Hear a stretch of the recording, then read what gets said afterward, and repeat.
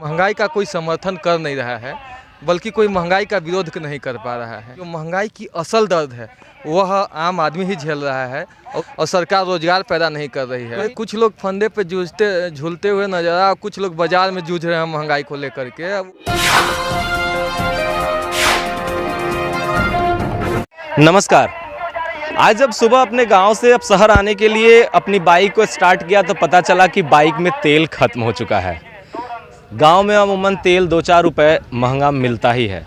शहर में आने के बाद पेट्रोल पंप के पास गया तो वहां देखा कि पेट्रोल का दाम 106 रुपये पलामू में हो चुका है, जो आपके डिस्प्ले पे दिख रहा है।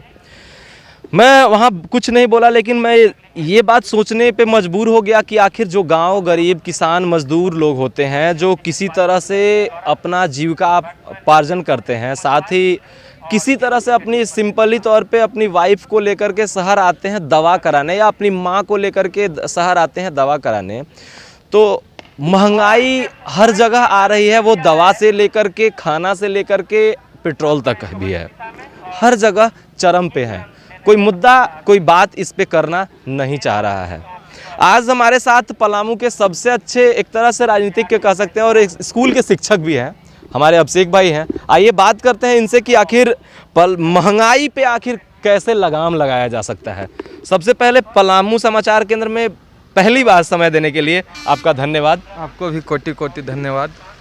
ये महंगाई का पुरजोर लोग समर्थन कर रहे हैं, जबकि विरोध करना चाहिए। आखिर महंगाई कैसे आएगा और महंगाई खत्म कैसे होगा? सरकार की क्या नीतियां हैं महंगाई को लेकर के, ये सब चीज़ मुझे बताएं। देखिए, सबसे पहले तो मैं सभी पलामू वासियों को बता देना चाहता हूं कि महंगाई का कोई समर्थन कर नहीं रहा है, बल्कि कोई महंगाई का विरोध नहीं कर पा रहा है। कारण ऐसा है कि सरकार का गाइडलाइन है कि धरना प्रदर्शन नहीं है, और जो विपक्षी पार्टियां हैं उस एक तरफ सत्ता में भी सत्ता में विपक्ष की सरकार है और केंद्र में राज्य सरकार है। विपक्ष की सरकार अपनी रोटी सेकने में लगी हुई है, केंद्र सरकार अपनी रोटी सेक रही है और राज्य सरकार अपना रोटी सेक रहा है। बीच में जनता कहीं नहीं दिख रहा है, और यही जनता की जो समस्या है, जो इसको विपक्ष को, जो या तो अब दोनों का मुंह बंद है। एक तरफ राज्य सरकार भी अपने काम को पूरा नहीं कर रही है, दूसरी तरफ केंद्र सरकार विफल है। तो यहाँ राजनीतिकरण नहीं हो रहा है, लेकिन जो महंगाई की असल दर्द है वह आम आदमी ही झेल रहा है, और उसे यह महसूस हो रहा है कि हमारा जो कथा किस तरह से यह सरकारें जो है वह मिल करके हमारे पॉकेट को कतरने का काम कर रही है।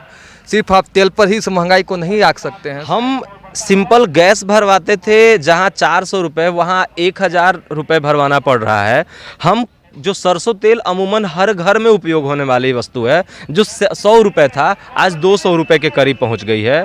पेट्रोल डीजल पे तो कोई बात कर लेता है। यह ज़रूरत की चीज़ों, जो हम सिंपली चीनी और नमक का बोरा, अमूमन बता रहा हूं मैं, नमक का बोरा खरीदने जाता था 100 रुपये में एक बोरा नमक मिल जाता था, आज वो 200 से 250 में मिल रहा है। तो क्या ये महंगाई की मार आम जनता को नहीं पड़ रहा है? देखिए, पैसों का तो जो मूल्य है उस मूल्य का ह्रास हुआ है। भारतीय मुद्रा का जो है वैल्यू, उस महंगाई के हिसाब से लोगों की आमदनियां बढ़ी, लोगों के पास पैसों का स्रोत बढ़ाने का, आमदनी मतलब उनकी जो काम का जो आमदनी होता है वह बढ़ा, लेकिन सरकार ने लोगों की स्रोत बढ़ाने का कोशिश नहीं की। आज इस तरह से कई ऐसे घर बिखर चुके हैं जो अपने रोज़ की खर्च चलाने में अमूमन बहुत परेशानी महसूस कर रहे हैं, क्योंकि उनका रोज़गार चला गया है और सरकार रोज़गार पैदा नहीं कर रही है। कहीं ना कहीं कोरोना इसका जिम्मेवार है क्या, कि सरकार ही जिम्मेवार है? मतलब एक सोच के मुताबिक बता रहा हूँ, एक आखिर एक मंतव्य क्या हो सकता है? देखिए, यदि एक घर के दृष्टिकोण से देखा जाए तो सरकारों की आय पर तो जरूर का बंदी हुए हैं। जिस तरह से एक आम आदमी पैसा नहीं कमा पाया और हम ही और आप जो है वह बाज़ार में पैसों को उतारते हैं, और हमारी आमदनी ही नहीं हुई, हमारा जेब खाली है, इसलिए सरकार को भी कुछ न कुछ पैसों की कमी हो रही है। उसके पास भी फंड नहीं है, लेकिन इसका मतलब यह नहीं है कि सरकारें जनता के बारे में न सोचे, और यह जो महंगाई है उसे इस चरम तक पहुंचा दे कि लोग आत्महत्या करने के लिए भी बेहोश हो जाए। आत्महत्या का बात आया तो लॉकडाउन में बहुत सारे लोग अपने घर में फंदे पे झूलते नजर आए, बहुत सारे लोग।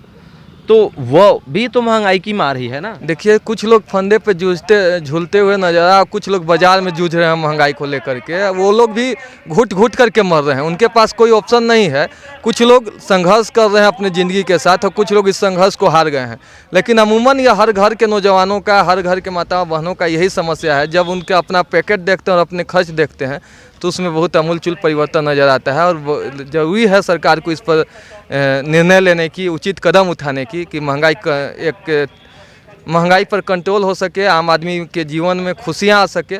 और मेरा मानना है कि यदि रोजगारें होंगी तो यह महंगाई छोटा लगेगा। लोगों के पास रोजगार नहीं है, लोगों के पास काम नहीं है, गरीब किसान हाशिए पर हैं। इसे सरकार को समझना चाहिए और उन्हें यथासंभव मदद करने की ज़रूरत है। केंद्र सरकार को समझना चाहिए या राज्य सरकार को? देखिए, जनता ने गांव से लेकर के पंचायत से लेकर के और देश की सरकार चुनने की काम करती है। और यह समस्या सिर्फ एक लोगों के ऊपर फेंकने से नहीं होगा कि यह महंगाई खत्म हो सकती है। हर आदमी को मिलकर के प्रयास करना होगा, पंचायत की सरकार से लेकर के केंद्र की सरकार तक। हर आदमी यदि अपनी जिम्मेवारी को समझेगा, जिससे जनता ने नेतृत्व करने का अधिकार दिया है, तो मुझे यह लगता है कि जरूर महंगाई के ऊपर काबू पाई जा सकती है। बहुत बहुत धन्यवाद।